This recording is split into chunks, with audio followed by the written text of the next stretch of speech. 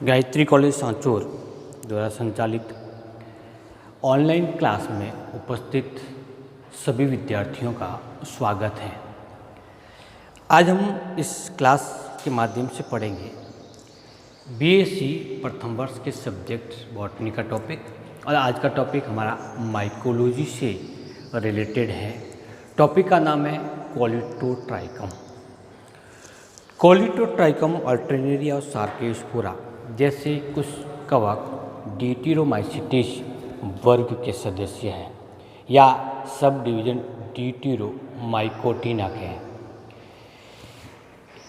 इन कवकों में कोई विशेष प्रकार की लैंगिक जनन की प्रावस्था नहीं पाई जाती, जैसे एसिडोस्पोर, बेसिडोस्पोर और विभिन्न प्रकार की युग्मधानियों का निर्माण नहीं होता है। लैंगिक प्रावस्थाएं कंप्लीट रूप से उपस्थित नहीं होने के कारण इनको असक्रिय कवक भी कहा जाता है। जब कभी भी इन कवकों में वास्तविक प्रकार की लैंगिक जनन की प्रक्रिया ज्ञात कर ली जाती है तो उन्हें पूर्ण कवक मान करके एक अलग जाति और एक वंश के रूप में परिभाषित किया जाता है। जब तक प्रारंभिक खोजे के कवकों में कोई लैंगिक जनन की प्रावस्था नहीं खोजी जाती तब तक उनको सब डिवीजन डिटिरोमाइकोटिना में रखा जाता है।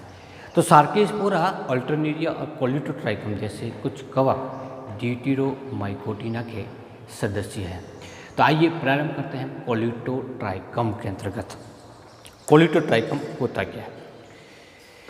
इस कवक की सिस्टेमेटिक पोजीशन को जब हम सबसे पहले पढ़ें तो इसका किंगडम माइकोटा कहलाता है। इसका डिवीजन यूमाइकोटा है। इसका मतलब इसमें यूकेरियोटिक प्रकार की कोशिका पाई जाती है। सब डिवीजन डिटिरोमाइकोटिना कहलाता है। इसके बाद में जितने भी टैक्सा होता है, टैक्सिक रैंक होती है, वो फॉर्म के रूप में कहलाती है। रूप क्लास, रूप गण, रूप कुल और रूप जीनस होता है। तो क्या नाम देंगे? पूरा नाम लिखेंगे रूप के रूप में। तो फॉर्म क्लास है इसकी कोलियोमाइसिटिस। इस कवक का ऑर्डर है वह है मेलेनोकोनिलिएज। इसकी फैमिली मेलेनोकोनियसी और जीनस क्या है? रूप जीनस अर्थात फॉर्म जीनस कोलिटोट्राइकम। ये कवक मूल रूप से पादपों में कई प्रकार के रोग फैलाते हैं। कई प्रकार के रोग से तात्पर्य है कि ये गन्ना, जूट, ज्वार, बिन और मिर्च जैसे पादपों में रोग फैलाता है। और रोग पादप जाति विशेष के अनुसार अलग अलग प्रकार के होते हैं। जैसे सबसे सामान्य प्रकार का कोलिटोट्राइकम की स्पीशीज है वो फल्केटियम है। कौन सी? फल्केटियम। तो ये सी इसका जीनस है। तो हम लिख सकते हैं कि इसके द्वारा कौन कौन से प्रकार की डिजीज फैलेगी। तो ये डिजीज की संदर्भ बात करें, कोलिटोट्राइकम फल्केटम ये कवक रोग फैलाता है। Red rot of sugarcane, गन्ने का लाल विल्गन रोग। दूसरा कोलिटोट्राइकम कॉर्कोरम। कॉर्कोरम प्रजाति क्या करती है? एंथ्रानोज ऑफ जूट। जूट का कौन सा रोग फैलाएगा? एंथ्रानोज। ठीक है, इसी प्रकार से कोलिटोट्राइकम लेजेनेरियम कुकुरबिटेसी में एंथ्रेक्नोज रोग फैलाता है। कोलिटोट्राइकम ग्रेमिनिकोला ज्वार में रेड लीफ स्पॉट डिजीज फैलाता है। कोलिटोट्राइकम कैप्सिसियाई या कैप्सियाई कैप्सिकम में डाइबैक रोग फैलाता है, तो मिर्ची का डाइबैक रोग। और कोलिटोट्राइकम ग्लाइस्पोरोइडिस सीट्रस और केले के अंतर्गत एंथ्राकोनोज रोग फैलाने का कार्य करता है। हम इस क्लास के अंतर्गत कोलिटोट्राइकम फल्केटियम के बारे में डिस्कस करेंगे। इस कवक के द्वारा गन्ने में फैलने वाले रोग का नाम है रेड रॉट। भारत में गन्ना उत्पादक क्षेत्र जो पूरे भारतवर्ष में है, उन सभी क्षेत्रों में रेड रोट रोग सामान्य रूप से देखने को मिलता है। 1913 से लगा करके 1942 या 1939 और 1942 में ये रोग उत्तरी और पूर्वी भारत के कुछ भागों में बहुत बड़े क्षेत्रफल में फैला था, जिसके कारण गन्ना उत्पादन में बहुत कमी हुई। कब हुई? 1939, 1931 और 39 और 1941 के अंतर्गत। हालांकि इस कवक के द्वारा संक्रमित तने में लक्षण दिखाई नहीं देता, लेकिन धीरे धीरे वर्षा ऋतु में इस कवक के द्वारा पर्ण में रोग दिखाई देना प्रारंभ हो जाता है। इस स्थिति में जब संक्रमण बहुत तीव्र गति से होना शुरू हो जाता है, अपने उग्र अवस्था में आ जाता है, उस स्थिति में तना अंदर से धीरे धीरे सड़ना प्रारंभ हो जाता है। इसकी बाह्य सतह से चमक समाप्त हो जाती है, पर्व संधियाँ सिकुड़ जाती हैं और पत्तियाँ पीली पड़ जाती हैं। कौन सी? रेड रोट रोग के अंदर आंतरिक भाग धीरे धीरे सड़ना प्रारंभ हो जाता है। तने को यदि लंबाई में फाड़ करके देखते हैं तो आंतरिक भाग में लाल रंग की धारियाँ दिखाई देती हैं। हालांकि तने के सभी ऊतक लाल रंग के दिखाई देते हैं, लेकिन वेस्कुलर सिस्टम में ये ऊतक या धारियाँ अधिक स्पष्ट रूप से दिखाई देती है। अब इस कवक से क्या प्रभाव पड़ेगा? जब रेड रोट रोग हो जाता है, उस स्थिति में गन्ना का मुख्य उत्पादक क्या है? शर्करा है। शर्करा इस कोलिटोट्राइकम के संक्रमण के कारण अल्कोहल में परिवर्तित होना प्रारंभ हो जाती है और धीरे धीरे उसमें से सड़ने या बदबू आने की प्रक्रिया प्रारंभ हो जाती है। अर्थात हम कह सकते हैं कि गन्ने का तना आंतरिक भाग से धीरे धीरे सड़ना प्रारंभ हो जाता है। तो फल के टेम के अंदर पाए जाने वाले इस प्रकार का उत्पन्न रोग गन्ने की उत्पादकता को सबसे ज़्यादा प्रभावित करता है। सामान्यतः डिजीज के बारे में बात करें इसकी वेजिटेटिव स्ट्रक्चर की, इस कवक के कवक तंतु होते हैं वो शाखित होते हैं। कवक जाल होगा वो शाखित प्रकार का। प्रत्येक कवक तंतु होता है वो पट्टी होता है, उसके अंदर पट पाए जाते हैं। वो एक केंद्रीय की या द्विकेंद्रीय केंद्रीय होते हैं, तो इन जनरल रूप में वो एक केंद्रीय की होता है। जब कवक जाल प्रारंभिक स्टेज में है, उस स्थिति में इस कवक का रंग होता है वो हाइलिन होता है, लेकिन धीरे धीरे इसकी प्रौढ़ अवस्था आती है, उस स्थिति में ये डार्क कलर का या गहरे रंग का होना प्रारंभ हो जाता है।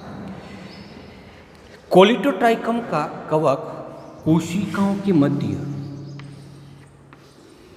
मुख्य रूप से वल्कोटीय क्षेत्र के अंतर्गत आसानी से इंटरसेलुलर कौन सा अंतरकोशिकीय कवक जाल के रूप में पाया जाता है। इस कवक की कोशिका भित्ति सामान्य कवकों की तुलना में थोड़ी सी मोटी होती है और डीट काइटिन की बनी होती है। तो ये तो था इसकी वेजिटेटिव स्ट्रक्चर के बारे में। अब बात करते हैं कि इस कवक के द्वारा जो रोग उत्पन्न होगा वो कौन सी अवस्था के द्वारा होता है। तो सामान्य तौर पर कवकों द्वारा जनन क्रिया के दौरान विकसित होने वाली संरचनाओं से पादपों में विभिन्न प्रकार के रोग दिखाई देते हैं। जब हम रिप्रोडक्शन की बात करें तो जैसा कि हम जानते हैं कि कवकों में कुल 3 प्रकार के रिप्रोडक्शन पाए जाते हैं। एक होता है वेजिटेटिव रिप्रोडक्शन पहला, दूसरा होता है एसेक्सुअल रिप्रोडक्शन और तीसरा होता है सेक्सुअल रिप्रोडक्शन। कुल कितने प्रकार के हो गए? 3 प्रकार के रिप्रोडक्शंस पाए जाते हैं। जैसा कि हमने अभी पढ़ा हुआ है कि ड्यूटेरोमाइकोटिना का मेंबर होने के कारण इसमें वास्तविक प्रकार का सेक्सुअल रिप्रोडक्शन नहीं पाया जाता। तो ये जो रिप्रोडक्शंस हैं वो कैसा है? एब्सेंट, पाया ही नहीं जाता। वेजिटेटिव रिप्रोडक्शन भी इस कवक के अंतर्गत नहीं पाया जाता।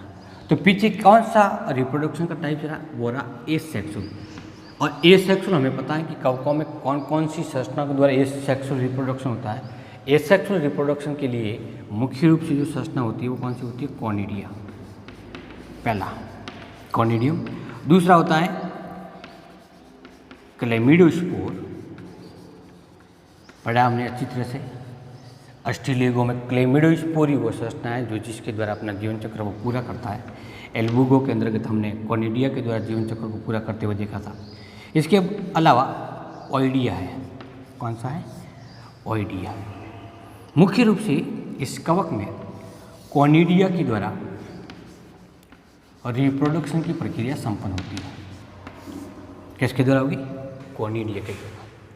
अब ये रिप्रोडक्शन किस प्रकार से होता है, तो इसकी कोई लाइफ साइकिल या इसकी डेवलपमेंट ऑफ कॉनिडियम या कॉनिडियम 4 जैसी कोई संरचना खोजी नहीं गई है।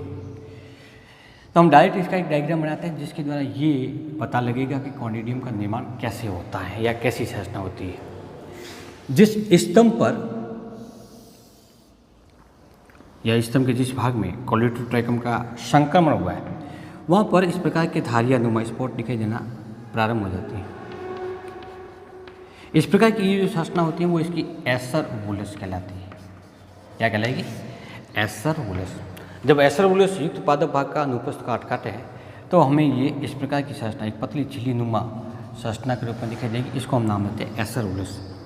इस एसर वुलस के आंतरिक भाग में जहाँ पे ये कोशिकाएँ परपोषी कोशिका प्रेजेंट हैं वहाँ पर एक कवक तंतु उपस्थित है। इस कवक तंतु से दो प्रकार की ऊर्ध्वाधर संरचना विकसित होती है। लंबे लंबे तंतु विकसित होते हैं। एक तंतु इस प्रकार का होगा तो सामान्य तौर पर शाखित होता है।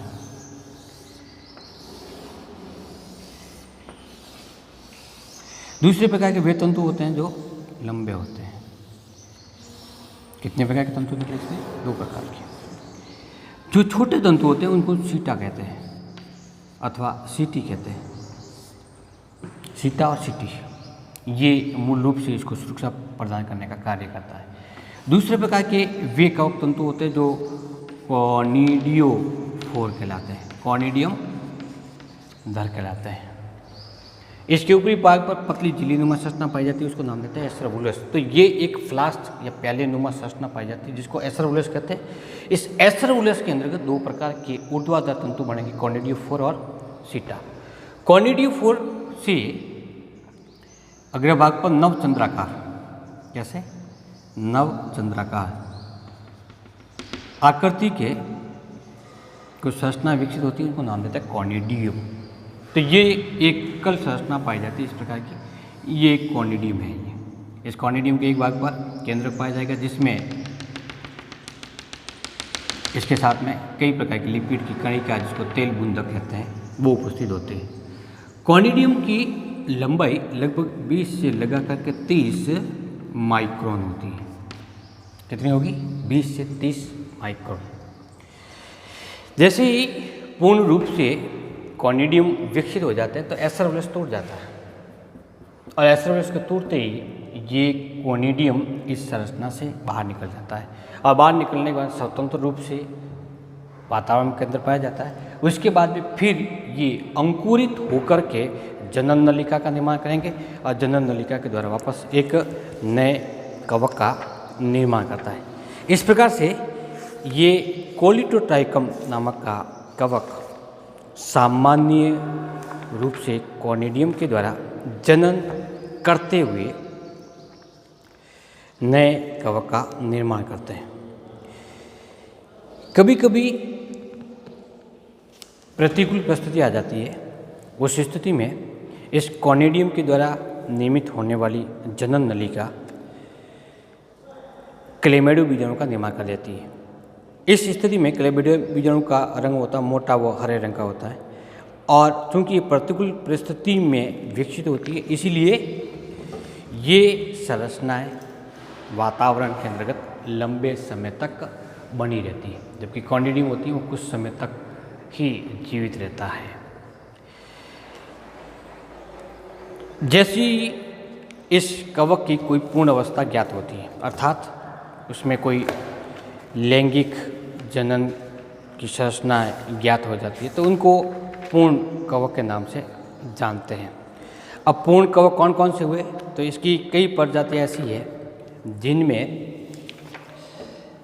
लैंगिक जनन की कोई कंप्लीट अवस्था ज्ञात की जा चुकी है। जैसे ग्लूमेरुला ट्यूकोमेनेसिस, जिन्हें हम कृत्रिम संवर्धन माध्यम में प्राप्त किया गया था, ये इसकी एक कंप्लीट अवस्था है। और ये कंप्लीट अवस्था किसकी है? कोलिटोट्राइकम फल्केटम की। नाम क्या है? ग्लूमेरुला ट्यूकोमेनेसिस। इस कवक को प्राप्त किया था कार्वेजल और एडगर्टन ने। इसके बाद में चोना और बजाज ने इसे गन्नों की पत्तियों से प्राप्त किया था। इस कवक की ऐसा ही होती है, वो गद्दाकार होती है, जिसमें इसकी लंबाई 70 से 150 माइक्रोन तथा चौड़ाई 50 से 70 माइक्रोन होती है और प्रत्येक एस्कस में 8 एस्को बीजाणु पाए जाते हैं। अर्थात कोलिटोट्राइकम फल्केटम की जो कंप्लीट अवस्था प्राप्त हुई ग्लूमेरुला, इसमें एस्को बीजाणु के द्वारा जनन होने के कारण इसे एस्कोमाइकोटिना में रखा गया है। तो इस प्रकार से जैसे जैसे कवकों की नई प्रजाति या लैंगिक जनन की पूर्ण अवस्था ज्ञात होती है, उसको इस ड्यूटेरोमाइकोटिना से हटा करके एसिडियोमाइकोटिना फैकोमाइसिटीज या बेसिडियोमाइकोटिना में रखा जाता है। थैंक यू, नमस्कार।